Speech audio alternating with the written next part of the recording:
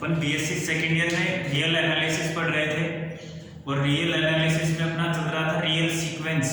First unit real sequence चल रही थी और रियल सीक्वेंस में लास्ट टाइम अपन ने पढ़ा था कि अनुक्रम की सीमा क्या होती है।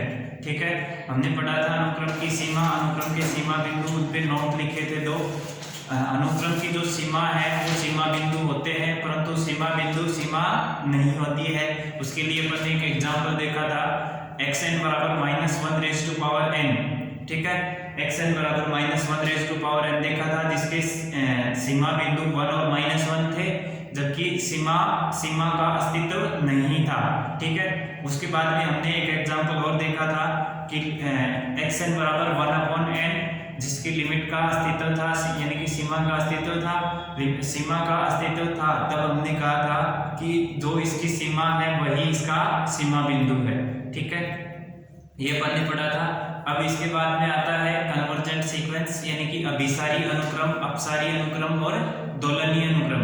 आज अपन ये इनकी परिभाषा देखेंगे और इनसे रिलेटेड एग्जाम्पल देखेंगे। तो देखिए, अभिसारी अनुक्रम,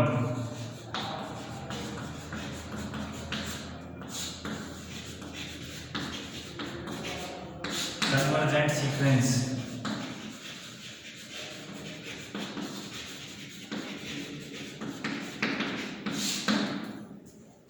देखो, एक अनुक्रम xn,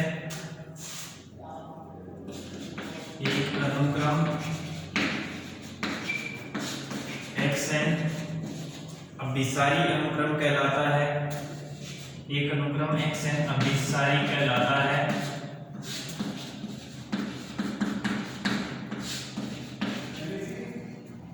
यदि limit n tending to infinite है, यदि limit n tending to infinite है xn बराबर, यदि limit n tending to infinite xn परिमित हो,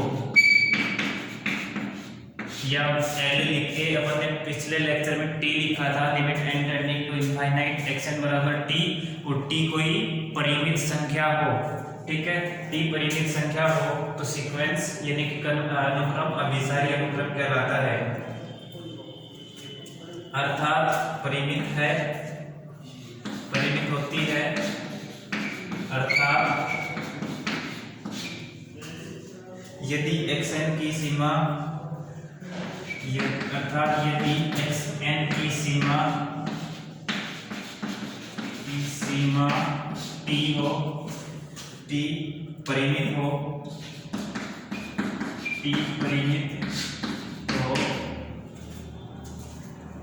तो अनुक्रम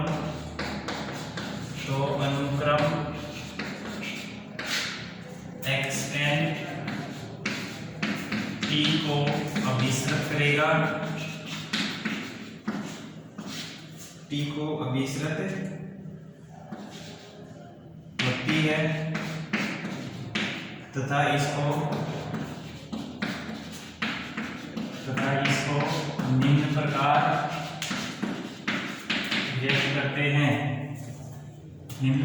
व्यक्त करते हैं, limit n tending to infinite xn बराबर t, limit n tending to infinite पे xn बराबर t। ठीक है, या दूसरी परिभाषा है, या लिख लेना, एक अनुक्रम xn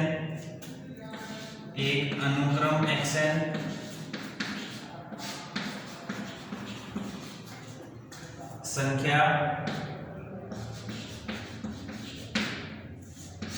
t, और t क्या है, परिमित संख्या है, t परिमित संख्या है, को अभिसरित होती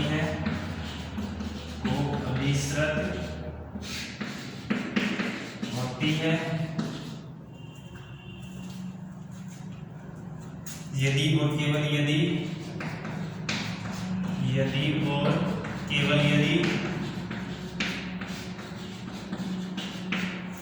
एप्सिलॉन ग्रेटर देन 0 के लिए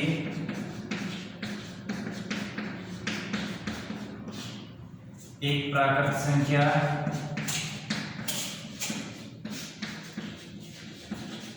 n0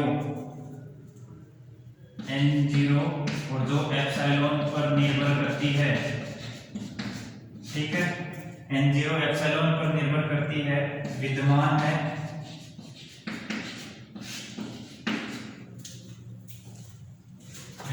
है कि xn माइनस t का डिफरेंस एप्सिलॉन से छोटा हो जाए for all n greater than n0, n का मान n0 से बड़ा हो, पर n0 से बड़ी प्रत्येक संख्या के लिए xn और t का डिफरेंस, xn और t का जो गैप है वो एप्सिलॉन से छोटा होना चाहिए प्रत्येक एप्सिलॉन ग्रेटर देन 0 के लिए, यानी कि 0 से बड़ी एप्सिलॉन के लिए। एप्सिलॉन 0 से बड़ा कितना भी छोटा हो सकता है, अपन 0.0001 भी ले सकते हैं, उससे भी छोटा ले सकते हैं।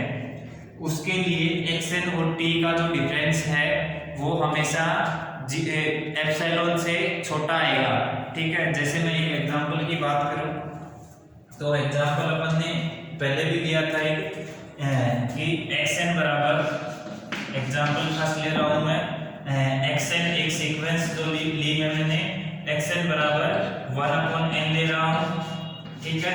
और इसकी जो देखो अपन मोस्टली ये मेथड यूज नहीं करेंगे, सिर्फ परिभाषा के लिए लिखवाया है मैंने ये। अपन ये मेथड यूज करेंगे जब भी कन्वर्जेंट सीक्वेंस की बात करेंगे तो उसकी लिमिट निकालेंगे। लिमिट का अस्तित्व है तो वो सीक्वेंस कन्वर्जेंट सीक्वेंस है, यानी कि अनुक्रम अभिसारी अनुक्रम है, ठीक है। यदि लिमिट का अस्तित्व नहीं है तो वो अनुक्रम अभिसारी अनुक्रम है नहीं है, ठीक है। तो ये अपन इस परिभाषा का यूज करेंगे। अब देखो अपन ने एग्जांपल लिया है xn बराबर 1/n। अब देखो इसकी लिमिट निकालो, limit n tending to infinite, xn बराबर limit n tending to infinite, और xn क्या है 1/n, और 1/n की लिमिट क्या होती है 0 होती है। 0 एक परिमित संख्या है, अतः अनुक्रम xn अभिसारी अनुक्रम है, अतः अनुक्रम 1/n अभिसारी है, अनुक्रम xn अभिसारी है, ठीक है। अब देखो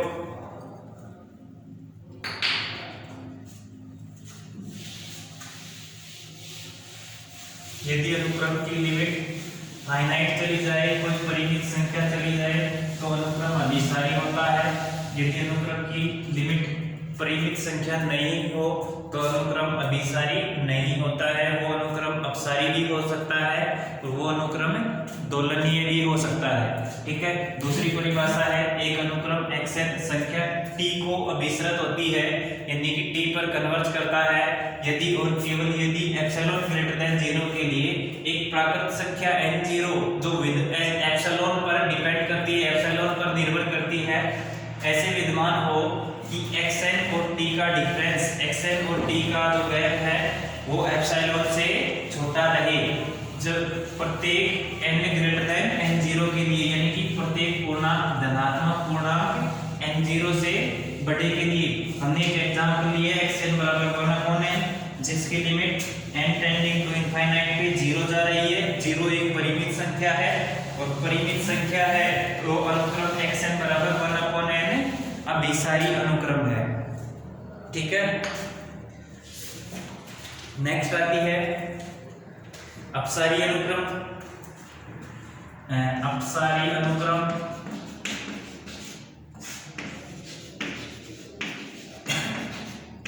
या डाइवर्जेंट सीक्वेंस।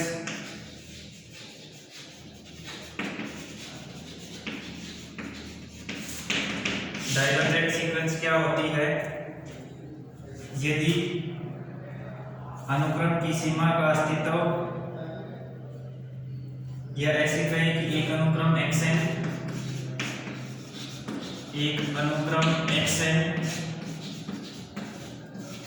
अपसारी है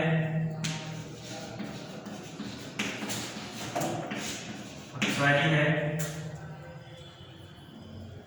यदि limit n tending to infinite xn बराबर t हो, limit n tending to xn बराबर t हो और t कोई परिमित संख्या नहीं हो, t परिमित संख्या नहीं हो। एक अनुक्रम xn अपसारी अनुक्रम कहलाता है यदि limit n tending to infinite xn बराबर t हो और t कोई परिमित संख्या नहीं हो, या ऐसे कह सकते हैं कि t का मान प्लस इंफिनिटी या माइनस इंफिनिटी हो, तो अनुक्रम अपसारी अनुक्रम कहलाता है। अर्थात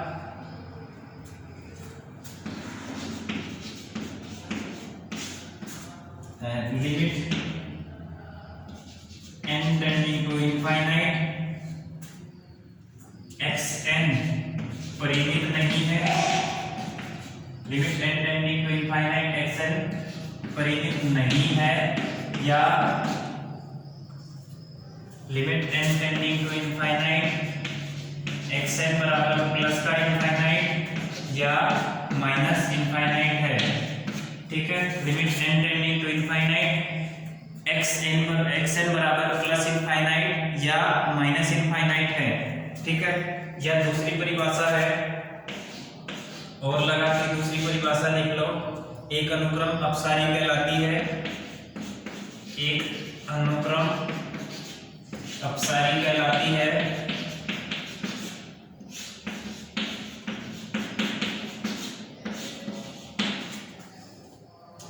यदि और केवल यदि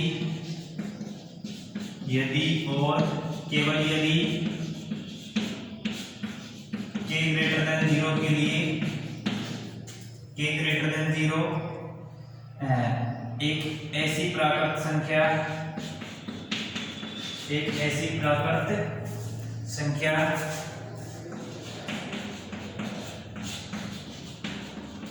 n0 विद्यमान हो, n0 विद्यमान है कि xn का मान ग्रेटर देन k या लेस देन माइनस k हो, for all n greater than n0, और k क्या है, k चाहे कितना ही बड़ा क्यों ना हो, चाहे कितना ही बड़ा क्यों ना हो। ठीक है, अब देखो इसका मतलब क्या हुआ, एक अनुक्रम अपसारी अनुक्रम कहलाता है यदि और केवल यदि k ग्रेटर देन 0 एक ऐसी प्राकृत संख्या n0 विद्यमान हो कि xn का मान k से बड़ा हो या xn का मान माइनस k से छोटा हो, for all n greater than n0 के लिए, n0 से अधिक के लिए xn का मान या तो k से बड़ा हो, यानी कि k धनात्मक संख्या है तो xn का मान प्रत्येक n0 के लिए, n0 क्या है, n से प्रत्येक n के लिए n क्या है, n0 से बड़ा है, उसके लिए n का मान k से बड़ा होगा, या अगर k का मान माइनस में है, नेगेटिव में है, तो प्रत्येक n के लिए xn का मान उस k से छोटा होगा। जैसे मैं ये कहूं xn बराबर, एग्जाम्पल में लिखो, एग्जाम्पल में xn बराबर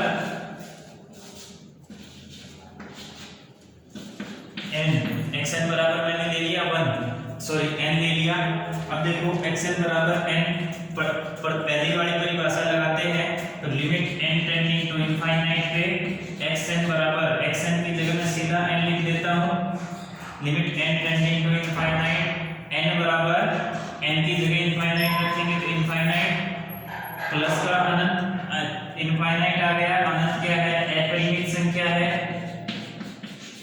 परिमित नहीं है ना, अपरिमित संख्या है,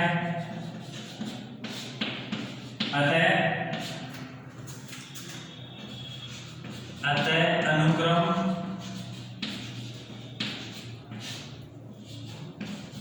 n अपसारी अनुक्रम है, अनुक्रम n अपसारी अनुक्रम है।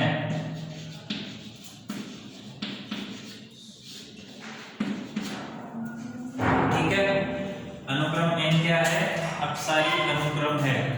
अब देखो दूसरी परिभाषा देखें। दूसरी परिभाषा क्या है? यदि और केवल यदि k ग्रेटर देन 0, k में कोई 50 ले लेता हूं, चाहे कितना ही बड़ा ले लो, फिर k में अगर 50 ले लेता हूं तो xn बराबर n है।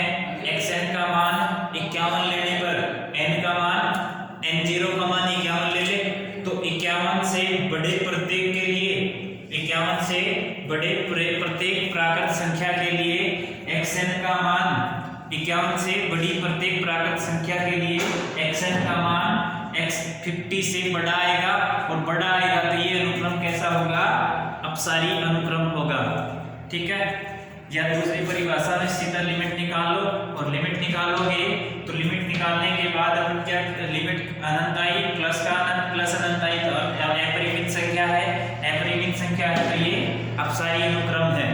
ठीक है, अगर नीचे वाले लगाएं तो कोई भी बड़े से बड़ा नंबर ले लो, लाख लो, कोई 2 लाख 5 लाख कुछ भी ले लो, उसके उससे बड़े प्रत्येक प्राकृत संख्या के लिए xn का मान इससे अधिक आएगा, और अधिक आते ही अपन क्या कहेंगे? ये अनुक्रम अपसारी अनुक्रम है। ठीक है, दिया हुआ अनुक्रम अपसारी अनुक्रम है। अब तीसरी एक छोटी सी परिभाषा और है, दोलनीय अनुक्रम। दोलनीय अनुक्रम ऑसिलेट सीक्वेंस। एक अनुक्रम दोलनीय अनुक्रम कहलाता है यदि limit n tending to infinite पे xn का मान कभी l पे जाए कभी m पे जाए, और l और m का मान कभी भी समान नहीं हो, l और m का मान कभी भी समान ना हो तो वो अनुक्रम दोलनीय अनुक्रम कहलाता है। ठीक है, परिभाषा देखो, ऑसिलेट सीक्वेंस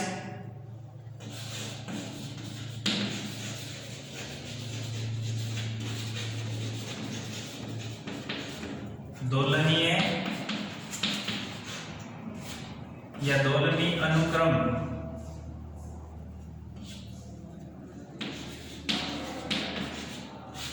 देखो, या तो लिमिट देख ले, लिमिट कभी l और कभी m, और l और m का मान समान ना हो तो अनुक्रम दोलनीय अनुक्रम कहलाता है। दूसरी परिभाषा, यदि अनुक्रम ना तो अनुक्रम की लिमिट ना परिमित जाए ना ही सॉरी ना तो अनुक्रम अभिसारी हो ना ही अनुक्रम अपसारी हो तो अनुक्रम दोलनीय अनुक्रम कहलाता है, यानी कि ऑसिलेट सीक्वेंस कहलाती है। देखो परिभाषा में, जो अनुक्रम न तो अभिसारी हो, जो अनुक्रम न तो अभिसारी हो न तो अभिसारी हो और न ही अपसारी हो, जो अनुक्रम न तो अभिसारी हो और न ही अपसारी हो तो वह अनुक्रम दोलनीय अनुक्रम कहलाता है, या ऑसिलेटरी सीक्वेंस कहलाता है।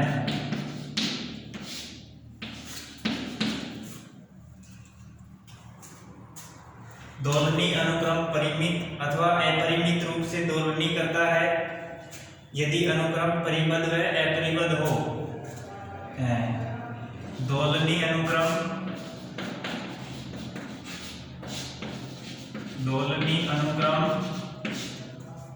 परिमित अथवा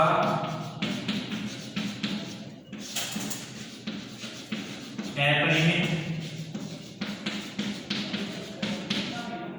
दोलनीय अनुक्रम परिमित अथवा अपरिमित रूप से दोलनी करता है यदि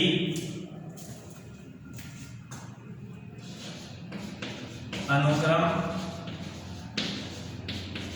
परिपथ अथवा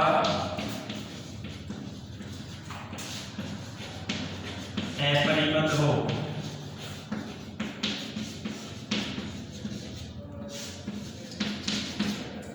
देखो दोलनी अनुक्रम परिमित दोलनी करेगा यदि अनुक्रम परिपथ हो। परिपथ यानी कि अनुक्रम का रेंज सेट यानी कि अनुक्रम का परिसर बाउंडेड हो तो परिमित दोलनी करेगा। यदि अनुक्रम का परिसर अपरिबद्ध हो तो अपरिमित दोलनी करेगा। अब देखो मैं एग्जांपल देता हूँ। फर्स्ट एग्जांपल देता हूँ परिमित दोलनी का और सेकंड एग्जांपल देंगे अपरिमित दोलनी का। देखो परिमित दोलनी का एग्जांपल हम लिखे xn बराबर -1 रेज़ टू पावर n। ठीक है, देखो -1 रेज़ टू पावर n। अब जब अपन इसका रेंज सेट देखेंगे यानी कि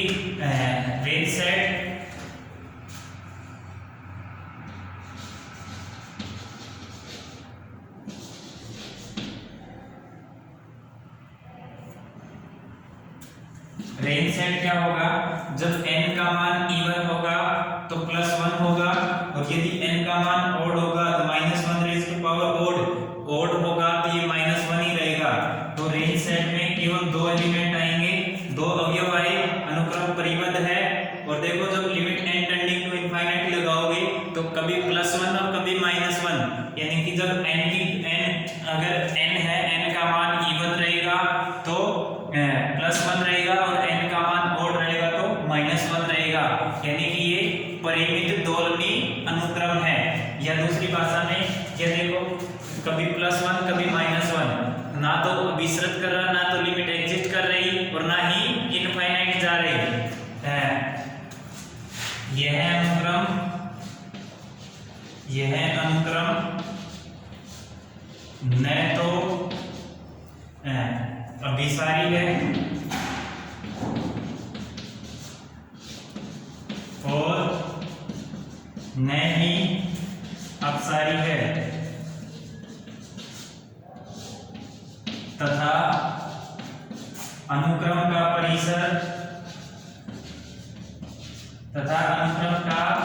परिसर परिमित है, परिबद्ध है। अतः परिमित दोलनी अनुक्रम है। परिमित दोलनी अनुक्रम है। ठीक है, सेकंड नंबर एग्जांपल लिखो xn बराबर -1 raise to power n into में n। ठीक है, रेंज सेट पूरा r हो जाएगा यानी कि -1 raise to power n into n पूरा set of integer. Range set यानी कि परिसर, रेंज सेट को परिसर कहते हैं। परिसर कितना होगा, देखो जब n की जगह 1 रखेंगे तो -1, n की जगह 2 रखेंगे तो -2, n की जगह 3 रखेंगे तो -3, n की जगह 1 रखा तो -1, 2 रखा तो 2, -3, 4, -5 एंड सो ऑन। ठीक है, ये कैसा अनुक्रम है, अनुक्रम का परिसर अपरिबद्ध है। अनुक्रम का